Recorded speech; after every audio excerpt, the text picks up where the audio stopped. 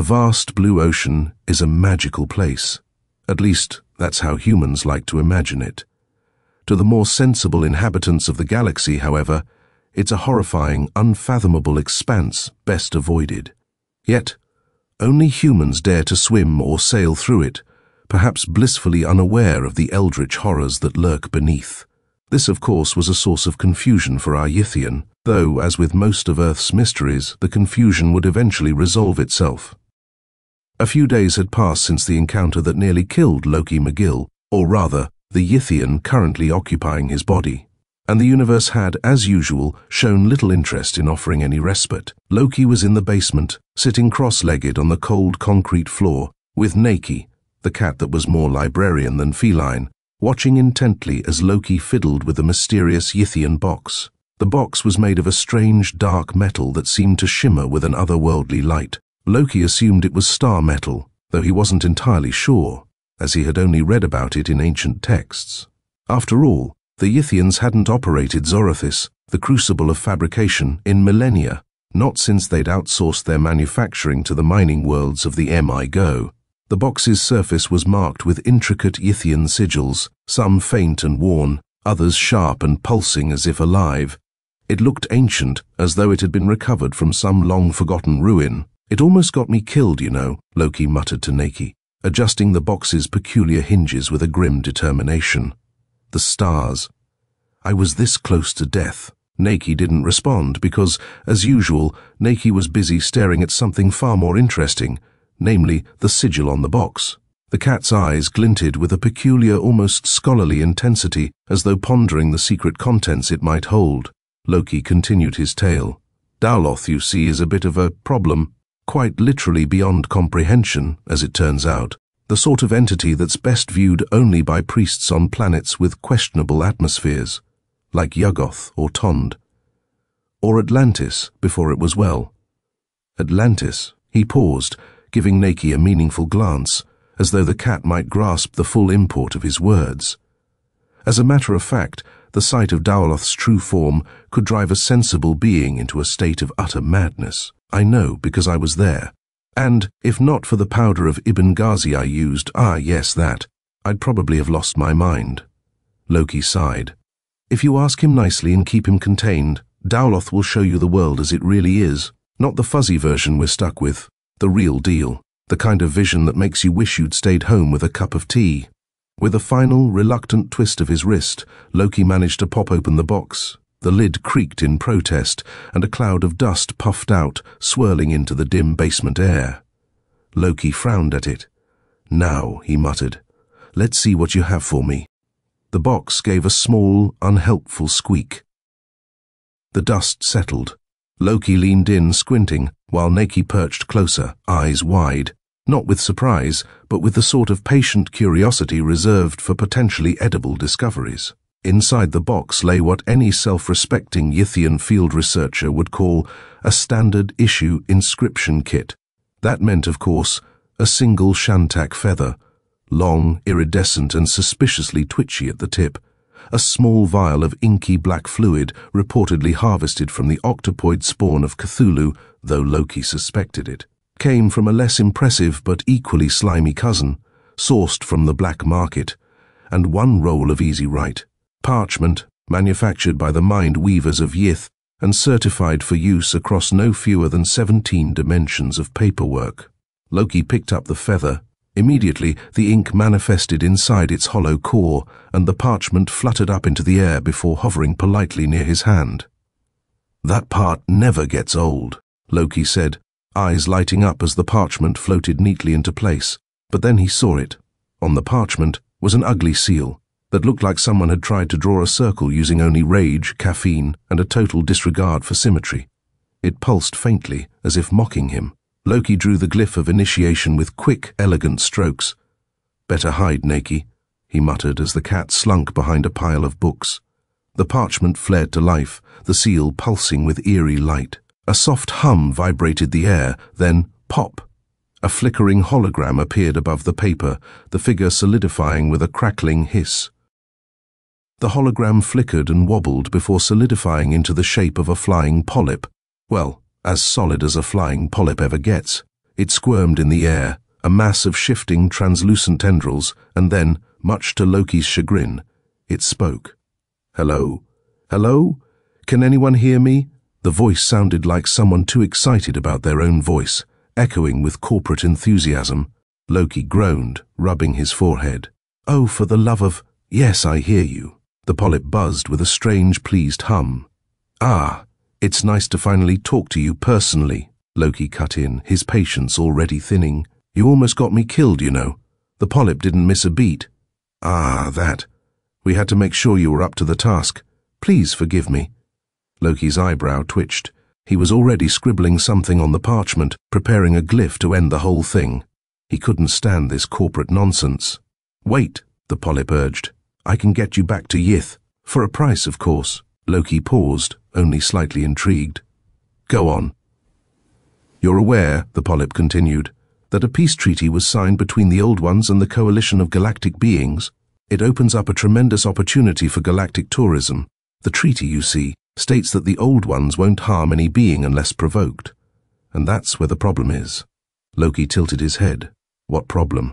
"Well," the polyp said, "when we asked the galactic lawyers what provoked means, they just shrugged and told us to send an inquiry to the temple of Yog-Sothoth. We did, and they replied with maniacal laughter that echoed for several nights. We suspect Nyarlathotep had something to do with this tricky son of a—" "So, you made a deal with the Old Ones and got screwed?" Loki interrupted, not at all surprised. The polyp hesitated. "Yes and no. The treaty is still valid. We just need to find out what provokes each one of them." Loki looked thoroughly unimpressed. "And how are you going to do this?" "We're making a guide, a hitchhiker's guide to the Old Ones." The polyp replied, "You get to provoke each of them so we can learn how to avoid it later." Loki stared at it blankly. "So I'm your bait, then?" The polyp recoiled, if a polyp can recoil, and buzzed defensively. No, field researcher, and you'll be handsomely compensated." Loki rubbed his temples, already feeling a headache coming on. "Fine, but I'm not giving you anything on Daoloth." The polyp gave a sly, almost too calm laugh. "Wouldn't expect less from a Yithian. As you may have noticed, this inscriptor kit is sealed, allowing usage only on Earth and to us. So don't get any funny ideas about contacting your people." Before Loki could respond, the transmission cut out, leaving only the soft hum of the basement's flickering light. Loki stared at the flickering spot where the polyp had been, his irritation simmering. He muttered under his breath, "Of all the beings, the universe, it had to be a polyp." The door looked less like it had been built and more like it had grown there, stitched from bleached wood, candle smoke, and half-remembered dreams. Symbols curled along its surface like sleepwalkers' footsteps, never quite the same when you looked again. Loki rang the little bell. The door creaked open to reveal Widow Iadra, hunched, wrapped in scarves, leaning on a branch that looked stolen from a haunted forest. Her warm, grandmotherly smile only deepened Loki's suspicion. Come in, dear," she cooed. "I'm in a bit of a rush," Loki replied carefully. "Just passing through." "Ah," she nodded knowingly. "Off to go fishing, are we?" Loki narrowed his eyes. "How do you know that?" She only smiled wider. "Would you mind looking after Naki for a few days?" he asked. "Of course," she said. As Loki turned to leave, she called out, "Wait, I have something for you." She shuffled back inside, rummaged through a mountain of questionable antiques, and returned holding a few smooth, dark stones. "Keep these with you." He took them with a nod. "Thanks, Widow Iadra." "Come in, Lord Naki," she said with a chuckle that echoed a little too long. Naki, full of smug pride, strutted into the shop without hesitation. Loki didn't wait for the echo to stop. He was already halfway down the street. Loki slid into his truck and glanced at the shop front. The closed sign still hung, now for a few days. He wondered if that would hurt his business, but then quickly decided it wasn't much of a business to begin with. With a sigh, he started the engine and drove off, heading for the bus station. Jolt of the bus roused me from a half-doze. The road had narrowed, and its surface had become riddled with potholes. On either side, the marshland began to reclaim the land, its tangled creeks winding through it, each one punctuated by boats abandoned and adrift. I wondered how the owners managed to reach them, trapped in the heart of the swamp, without other boats to navigate the treacherous paths. I couldn't help but chuckle at the absurdity of the image this conjured in my mind. It was then that I noticed the bus driver watching me intently in the rearview mirror. I quickly wiped the smile from my lips and attempted to adjust my hair discreetly. My discomfort faded when I realized the ocean lay just ahead, shimmering through the windshield. The sight of it stirred something deep within me, a powerful, indescribable emotion, one that others might feel in response to a haunting piece of music or a beautiful poem. This was the Atlantic, the very ocean of my dreams, and it moved me more profoundly than ever before. I straightened in my seat, straining for a better view, wishing the driver were the type of person who would let me lean forward and gaze out beside him. And then, there it was, the town, looming ahead in the distance. I had assumed the town would be much like the others I had passed through, a place weathered by time and misfortune. Despite the hardships and the scars of a past disaster, I figured the determined locals would put on a brave face and carry on with their mission to make money. Seaside real estate held value, no matter where it was, and I had half expected to find myself facing an endless stretch of marinas, condos, perhaps even a theme park or a water slide, and certainly a line of motels ready to serve the weekend crowd. In my worst imaginings, the town's peculiar charm would be buried beneath an endless strip of tourist traps, all the way to Boston, complete with garish attractions and loud, obnoxious characters. I was wrong. The feds had wiped it out 70 years ago, and it still lay in ruins. Towards the beach, where you might have expected some rebuilding, the destruction was absolute. The charred remains of industrial buildings stood, their skeletal frames jutting into the sky, while the sites where houses once stood were marked only by the lonely silhouettes of chimneys and the vacant holes left by their cellars. Just before we reached the bottom of a hill, where the ocean front disappeared from view, I spotted a metallic glimmer among the ruins. It looked like a fence, topped with razor wire, cutting off the seaward devastation from the rest of Innsmouth. Strangely, it appeared new and out of place. After muttering something about the receipt I needed, the bus driver gave me a half-hearted smile and ignored my sarcastically cheerful promise to see him again soon. He dropped me off at the Gilman House, located in the town square. It was once a grand building in the Georgian style, but now, like most of the shops in the square, its upper windows were boarded up. The clerk inside appeared to be a relic of a bygone era, like a misplaced refugee from Woodstock, his style something lifted from David Crosby. His tie, worn loosely and as though under protest, was a reproduction of Edvard Munch's The Scream. He gave me a wary look and asked, "Will you be checking in, sir?" "No, I'm heading to the facility on Elliott Street, but can I leave this bag here, that public health thing?" His curiosity was tempered by a noticeable hesitation, as though a part of him wished he could flee. "You seen many folks heading that way?" "None until recently. A couple of weeks ago, 4 or 5 showed up, and a girl last week, Miss Gilman, same last name as the hotel. She asked for directions." He added, as if to distinguish her from me and the others, "She was nice." He placed a receipt beside my $10 bill, but didn't bother to pick it up. "Hey, if you happen to see Mr. Marsh, ask him what he wants done with his suitcase. We can't keep it forever, and I haven't heard from him since he left it." Marsh, Gilman, these were names from the past. I felt a sudden stir of something close to nostalgia, the kind you get when you're reminded of a life that wasn't yours. I turned away for a moment, blinking back tears that seemed to darken the dim, shabby lobby. Finally, I would meet some of my people. What are my chances of getting a swim before I head out? We don't have a pool. You'd have to go to the Ramada on Route 1, and no, I meant in the ocean. Is there somewhere by the beach where I could change? You don't want to swim in the ocean here. Well, maybe you do, but you can't. Everything east of the old square's been off limits for as long as I've been here. 20 years come September. Off limits? The term sounded oddly official, considering the condition of the place. Didn't you see that burned-out area? An Air Force plane crashed there. Back in the 50s, I think. Wrecked half the town. It was carrying a bomb they never found. I haven't glowed in the dark yet, so I guess it's safe enough here. But you don't want to go swimming in that radioactive mess. That's why you're here for the public health thing, right? Children of people who got zapped? I guess, I said, trying to suppress my amusement. Are any of the old families still around? People named Marsh, or Gilman, or Sargent? Some, I think. But you really ought to talk to old Lady Drownmore. She's our expert on the old days. Most of the people here now are Portuguese, came to fish, but they have to go to Marblehead to do it because of the pollution. They stick around because the houses are cheap. Where can I find her? Go down Bank Street. It's the second left after you leave the hotel. You can't miss her house. It's the only one on the riverside of the street. After that, take a left on Adams, and that'll bring you to Elliot. The facility's a long walk, though. It's halfway to Ipswich, and Larry, our only cab driver, took a fare to Boston this morning and hasn't come back yet. I don't mind the walk. I'd like to do some sightseeing. He bit his tongue, though I could tell he wanted to comment. As I left the hotel, I glanced back through the smeared glass of the door. The clerk had neither touched my money nor my bag before I left, but now I saw him carefully wrapping his hand in a red bandana before picking up my bag. Was it to protect himself from germs or radiation? A Portuguese bar at the corner of Bank Street, where a few burly figures lingered, muttering low amongst themselves, marked the peak of Innsmouth's social scene. Beyond that, the houses on the left side veiled their inhabitants behind drawn shades, cloaking them in the hum of air conditioners. Shadows flickered at windows as I made my way up the steep hill, but none of the residents ventured out, not even a hand at the edge of a curtain.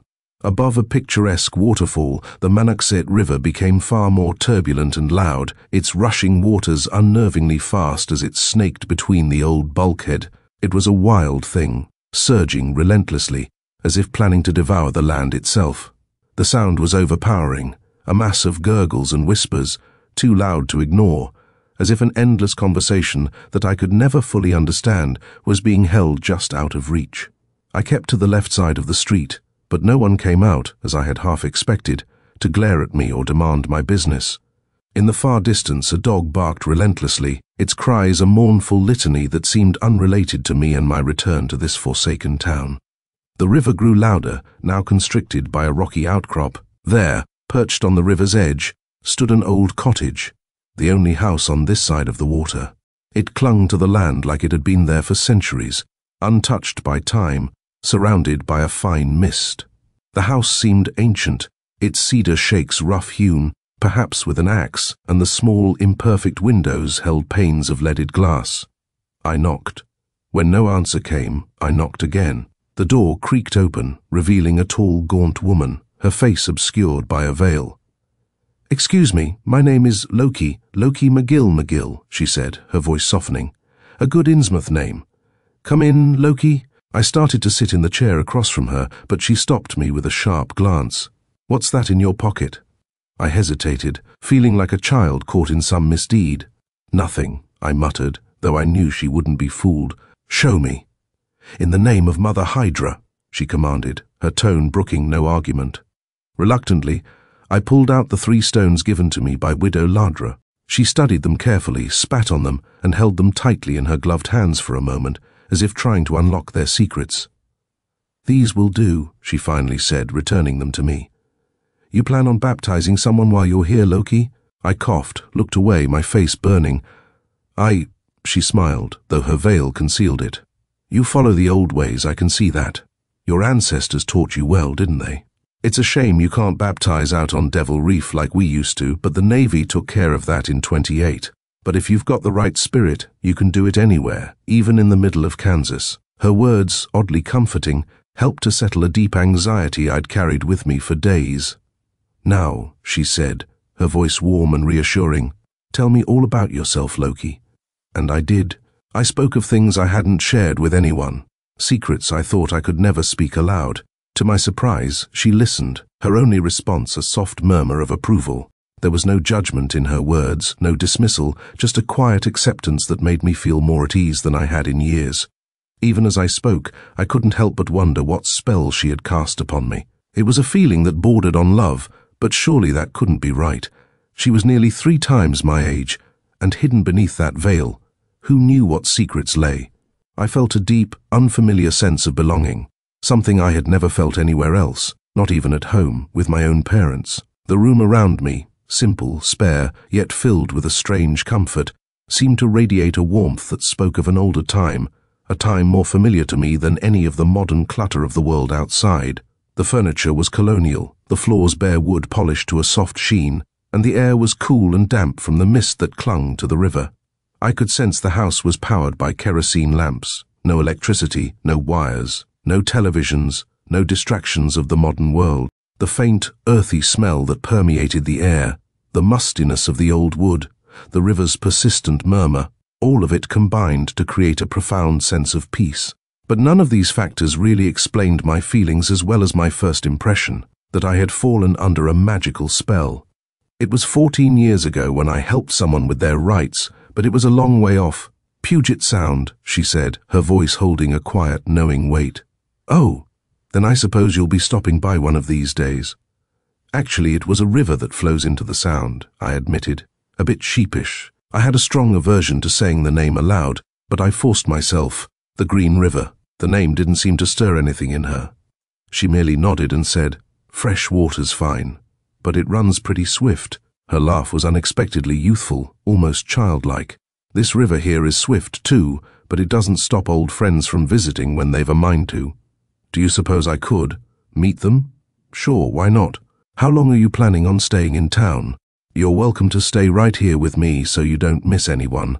I wish I could, but I came to take advantage of the federal reparations. I'm supposed to stay at—" "Not the facility." "Oh my," she groaned, her rocking chair coming to a halt for the first time since I'd entered. "What? What's wrong?" The program was sponsored by President Kennedy, and he was a friend to our kind, a true friend. But you ever wonder how he survived so long in the ocean after his PT boat was sunk? Did you ever see a picture of his father's mistress, Gloria Swanson? Those eyes of hers, they tell a tale, if you know how to look.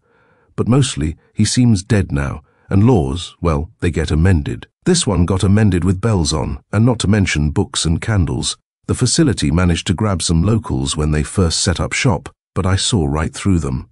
I wanted no part in it. Told that wicked Dr. Harrow to take his stethoscope and stick it where the sun don't shine. Fortunately, Mayor Silas Vaughan's a good friend to our kind, and he's been moving heaven and earth to get that place shut down. She chuckled softly. He leaves the sea to me. I'd call Silas right now if I had one of those damnable telephone machines. Someone knocked on the door. It was a loud, peremptory, no-nonsense knock. "I bet that's not Ed McMahon and Dick Clark, come to make me rich," she said, her tone light but edged with something darker. "What should I do? Is the back—" "You don't really think they're not out there too, do you? If you're foolish enough to sign anything, you'd better go, because Uncle Sam's an alligator, dumb as hell and easy to avoid. But once he sinks his teeth in, he won't let go. Your best bet is to go along with them now, so you don't get hurt, and let me handle what I can on the outside." The sight that greeted me at the door was unnerving. The heavy-set older man and his grinning, sharply dressed companion bore an uncanny resemblance to the pitchman she had named. "Mr. McGill?" the dapper one said, his voice oozing a polite insincerity. "We heard you might need a lift to the facility. Want to go for a nice ride too, Mrs. Drownmore?" the other one said to the woman standing just behind me. "That would save everyone a lot of hassle." "You don't know what hassle is, sonny boy.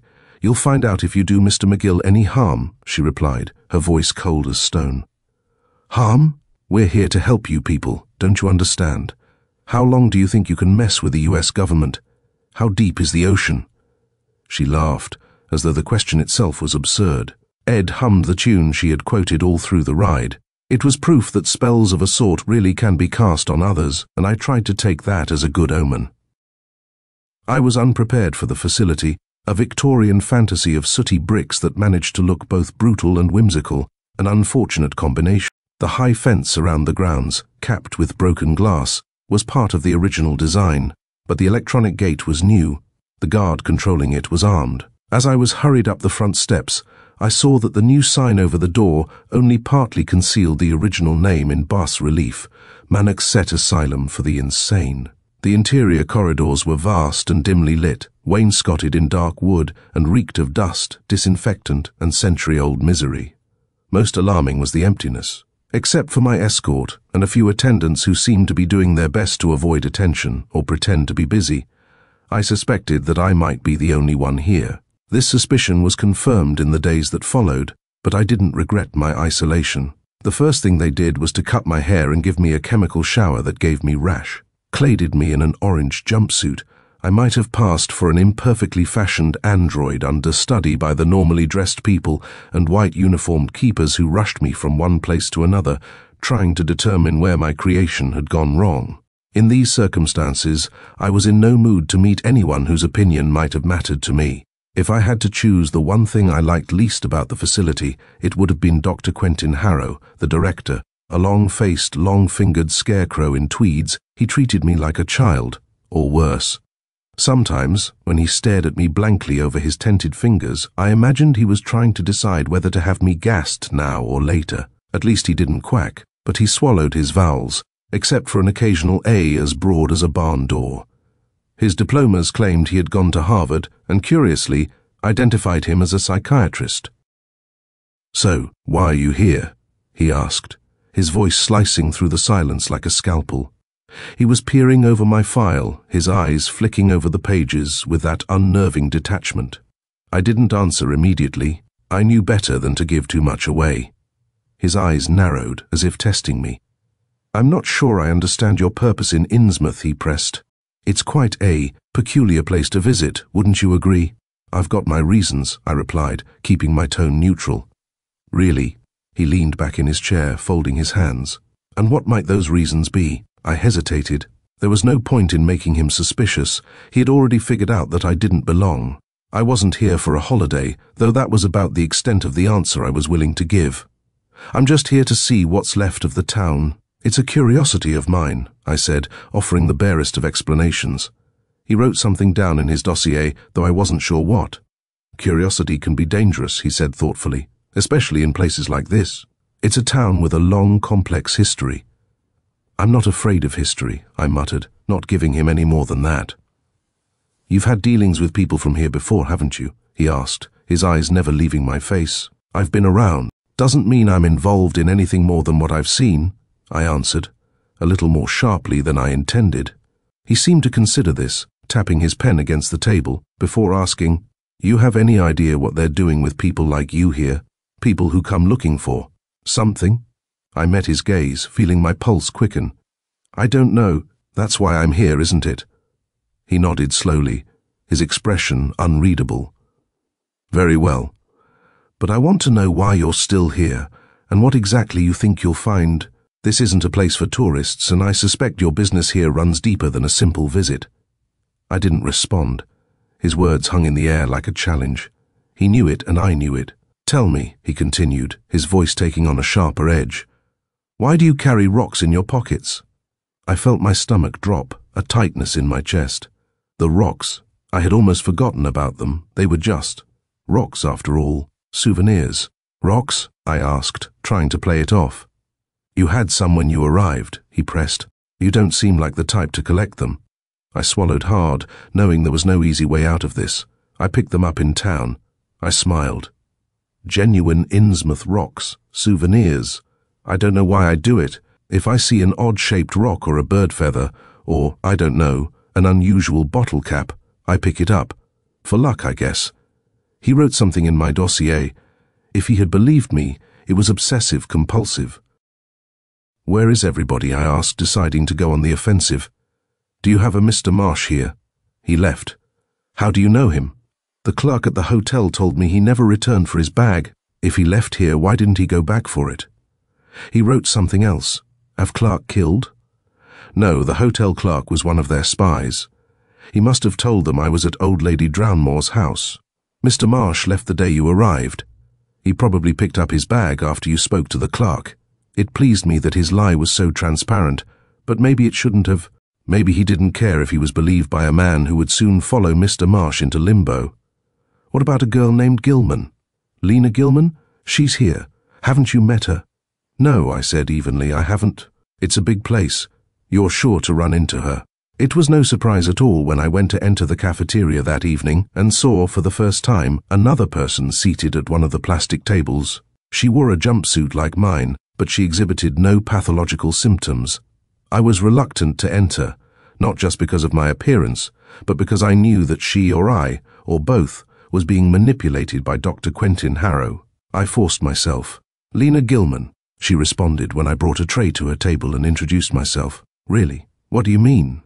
"Nothing. I heard the name, and I thought Dr. Harrow might have planted an imposter." She laughed. "He makes me paranoid, too." She tried to avoid looking at me directly, but I stared hard at her. Her blue eyes were large and rather protuberant. I saw no hint of extra skin between her fingers, no rash, and certainly no alopecia. Her auburn hair was real. "You don't look like an Innsmouth person," I said. She grimaced. "I'm not, and since they know I'm not, I wonder why the hell I'm still here." She had raised her voice for the benefit of the bored server at the counter, but he continued to look bored. "It's none of my business." "Sure it is, we're in this together. You'd think if they won't let me go home, they'd at least let me have a goddamn cigarette. It's not as if this place is bursting at the seams with people whose lungs I can pollute. Why can't I go home?" The last remark, in her flattest, hardest quack, was also addressed to the server, who retreated to the kitchen without comment. "I'm sorry," she said. "If you're not an Innsmouth person, then why am I here? It's embarrassing." "No, it isn't. It's funny, actually. My father looked sort of like you before he passed over." She seemed startled. "That was what he said he was going to do. That's the phrase he used. Only he didn't die, he ran away. I never knew why, but maybe I do now." "Why?" "He wasn't my father, that's why. They found that out as soon as they took my first blood test, and then they confirmed it with DNA. My father, Wade Gilman, had Innsmouth parents, but my biological father must have been the mailman or somebody. I never even suspected that until they took the blood test, but maybe my father suspected it long before, and that's why he left."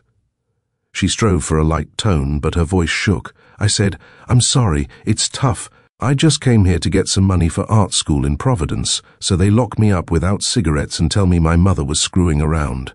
"Have they put you in the tank yet?" "What's that?" "They truss you up and dump you in a tank full of water to see how long you can hold your breath. They make damn sure you're not faking too. They keep you under until you pass out. And they do it again and again. They put me in the tank even after they knew I wasn't a Kermie." "A what?" "I'm sorry, that's not nice, I guess. That's what they call smouthies. Innsmouth people, I mean, in Rowley, where I come from." "For Kermit the Frog? Why don't they let you leave?" "That's my question, Dr. Einstein." Annoyed by the close scrutiny I had given her, she stared back at me and added coldly, "You've got enough problems of your own, I guess. There were some other people, applicants, when you came here, weren't there?" "Oh, yeah. This place was really hopping." She looked as if she wanted to bite her tongue. "They looked like me, you mean?" "No, I meant, okay, if that's what you want, they look like you." She didn't like being put on the defensive, and she stopped trying to hide her contempt for me. It should have been obvious that I didn't belong. "What happened to them?" She shrugged. "One day they were gone. We didn't become best friends. Nobody said goodbye. I guess they just took their money and hopped away." "Did you see them leave?" "No." She glanced uneasily toward the counter, but we were still alone. "What's your point? Maybe they didn't leave, huh? Oh, come on. You mean they killed them?" Her surprise was overdone. I think she had considered that possibility on her own and was trying to reject it. "But they wouldn't kill me." "I'm not like them. I guess it was all a terrible mistake," I said mildly. "They'll ask you to promise not to tell anybody that they tortured you or that all the Kermies disappeared and let you go. Tomorrow, probably." "You son of a bitch." Being sarcastic doesn't help. "Do you want to go? Without waiting for them to tidy up all the paperwork or whatever it is they say they're doing?" "Damn, are you serious? You don't look exactly like a knight in shining armor." "A man of action, I was going to say. My looks are deceptive." This misplaced nitwit had irritated me. Born in an earlier time, she would have egged on the thugs who massacred the detested Smouthies. My tone was bitter as I added, "Just think of me as the Frog Prince." "Jesus, don't look at me like that." She failed to repress a shudder. "I think I believe you." The second floor of the wing where my room lay had originally comprised 4 cavernous wards, but the one on the end had been divided with drywall into 30 cubicles under a false ceiling, each barely large enough to contain a single bed, a plastic chair, and a fiberboard writing desk. All of them were bolted in place to discourage their use as weapons. A reproduction of a bland Matisse seascape was similarly bolted to the brick exterior wall. Mine could be considered a first-class accommodation, I suppose, since it shared one of the old madhouse windows, heavily barred and screened, with an adjoining cubicle. Standing on the chair, I had a view of the gatehouse in the distance and, beneath the window, most of the parking lot. The door was the most interesting feature of my cell, for it wouldn't have met the security standards of a dollhouse. I believed the lock could be spread with one of the long but sloppily installed bolts I had extracted from Matisse. I hadn't experimented, though, for fear of marking the door or even splintering it. Swathed as he was in medical degrees and patrician breeding, I don't think Dr. Harrow ever considered that anyone would mistrust him or try to escape his prison. And if they did, his omnipotent drugs would stop them. Every night, I had been given a big red capsule that I dutifully swallowed, and every night it knocked me out within 10 minutes. Tonight, I concealed it under my tongue until I could spit it out. I lay quietly in my bed for an hour or so until I heard cars starting up, 4 in succession. I climbed onto the chair and watched as they drove to the gate and were let through. While I watched, Dr. Harrow himself strode across the parking lot to his car and left. 2 others followed him within the next 10 minutes, leaving only 1 car. When a fat man in uniform trudged from the gatehouse to the main building carrying a brown bag, I was sure the facility had now shut down for the night. The gap between the door and the jamb wasn't as wide as I'd thought. I couldn't push the bolt in even when I leaned on it with all my weight. I hesitated to hammer it with the heel of my shoe, but I had no choice. If the guard heard me, I told myself, he would assume I was signaling for help and take his time responding. I had another bad moment when the cheap bolt I was using as a lever seemed on the verge of bending. Again, I had no choice. I pushed harder, the bolt held, and the door sprang open. I had the freedom of their new plasterboard corridor, but an insuperable hurdle might remain, the heavy iron door of the former ward. If they had locked that door, but they hadn't. This was more of Dr. Harrow's smug faith in drugs, I supposed. I prowled along the outer corridor, where the only light glowed in an exit sign. I heard tinny voices and laughter as I approached the main stairway, where a broad landing overlooked the lobby. The guard I had seen sat at a desk by the front door, watching television and eating a sandwich. It seemed rather melodramatic not to just stroll naturally across the landing, but I tiptoed. At the end of the next wing, I found another ward converted to cubicles, and it seemed likely that this would be the women's quarters. The first 10 doors were unlocked, the rooms empty. When I found the 11th locked, it seemed likely I would find Lena Gilman behind it. This door was just as flimsy as the one on my own cell, and since it opened inward, I believed I could simply kick it open. This worked, but the thunderous crash of the door against the wall made me cringe. I ran to the outer corridor to listen. Minutes passed. I heard nothing except the canned laughter of the television until a human guffaw joined in, testimony that the guard's attention was fully occupied. I felt confident enough to snap on the light after I had closed the woman's door behind me. She didn't stir. "Lena?" I said, and, more loudly, "Miss Gilman?" She opened her eyes immediately and looked up at me. "You're late," she whispered. "You didn't take the pill either?" She shook her head, didn't even pretend to. "Is it time?" "Yes, we're leaving. Now." The stairs marked as an exit led us down to an unguarded rear door. I held it open. Lena stepped outside first. The night was warm and alive with the noise of crickets and frogs, but threaded faintly beneath, a distant wailing. "Are those sirens?" she asked, voice unsteady.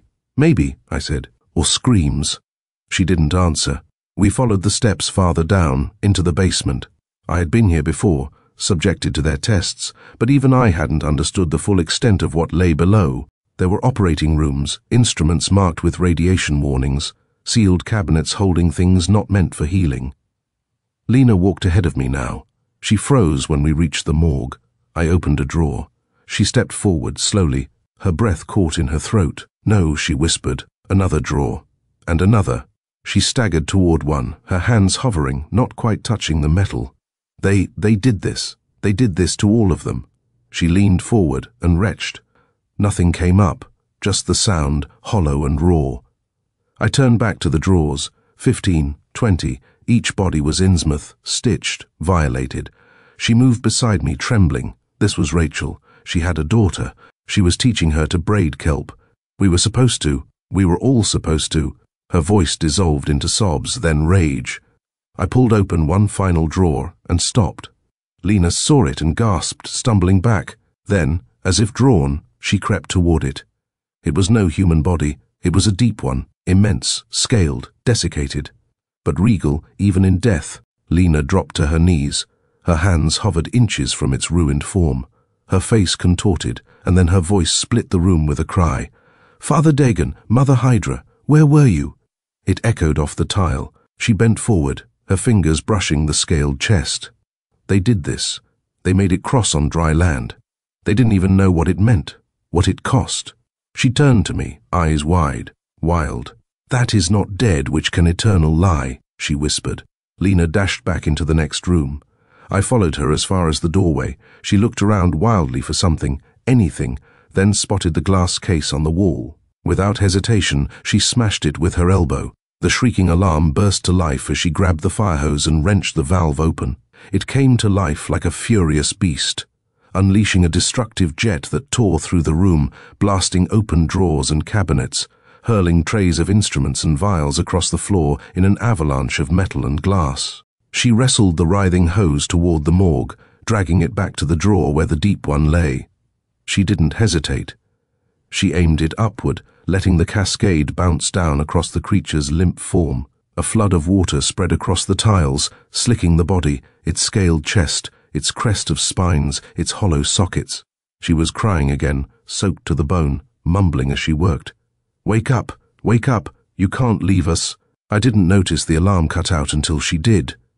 The hose suddenly slackened in her hands. The stream died to a trickle. Then a voice from the doorway behind us. "Put that down, you goddamn loony. Drop it, arsehole, or you are dead meat." It was a man in scrubs waving a heavy pistol. Probably security. Lena turned on him like a tempest. "Don't you realize what you're doing here?" she shouted, stepping toward him, water dripping from her arms. "Don't you know what they've done?" "I know what I'm doing is catching a goddamn loony who's wrecking the hospital," he barked back. "Stop. Stop right now. This here is A357 Magnum, shithead, and it's about to tear out your spine and pin it to the far wall. I am not joking with you." Lena froze. Her hands trembled, fingers curling into fists, then loosening again. I saw the change come over her. The fire in her gaze guttered just a little. Her voice dropped to a whisper. What was I thinking? All hope of escape was lost. Dr. Harrow would lock me up tight. More probably he would take no more chances with me, and I would be filling one of these morgue drawers before lunchtime tomorrow. That's better. Assume the position. We knew what he meant. We turned to the wall, leaning forward to brace our weight against a closed drawer. The guard strutted up behind us, a grin spreading across his face as he kicked our ankles apart with brutal force. We gritted our teeth, suppressing the urge to lash out. We were too tired, too drained for a fight. "Scabby sons of Innsmouth," he snarled, his voice thick with hatred. "I'm really aching to blow your heads all over the wall just for laughs, so don't try anything, you hear me? I just want an excuse to take you out." The force of the blow to our backs sent us crashing forward. The wall hit our faces with sickening cracks, and we felt teeth shatter in the impact. It wasn't until the back of his gun slammed into the base of our skulls that we realized we'd fallen to our knees. The pain was excruciating. "Bastards, bastards, bastards," he screamed, kicking us in the back like we were nothing more than insects to be crushed underfoot. "You got me to touch your goddamn frog spawn rags." The 3 stones had fallen from my pocket into the water, glowing with a sickly green hue. He stopped suddenly. Our bodies writhed with agony, each breath a struggle against the pain. We tried to steady our gasps, straining to hear his voice, but it had become strangely muffled. His words were thick, as if he were choking. Could it be? Was he dying? Through the haze of pain, we twisted our heads to look. What we saw made our stomachs turn. The guard's face was obscured by something wet and black. His once confident posture had dissolved, and he now hung, suspended, a foot off the floor. His bulky Oxfords and white tube socks twitched spasmodically. What in the hell? The wet black cloth wasn't a cloth at all. It was a hand, a massive webbed hand, the grotesque appendage of a figure looming behind him. A deep one, the very one we had awakened. Lena's voice was a low, rasping murmur, her breath shaky, but her words reverberated in the stillness. "Praise Mother Hydra. Praise her name," came the rich, croaking reply, deep and resonant, as though the very walls trembled in response. Loki carried Lena to Lady Drownmore's house, his arms taut with effort as he navigated the dark, oppressive streets. He placed her carefully on the bed, the old frame creaking under the weight of her form. As he did so, Lady Drownmore emerged from the shadows, her smile slow, deliberate, and knowing. "She'll make a fine sacrifice for your baptism, Loki," Lady Drownmore cooed, her voice sweet as honey, yet edged with something darker. She is the perfect offering. Loki's jaw clenched, a storm of defiance rising within him. I won't do it, he declared, standing tall even as the dread slithered beneath his skin.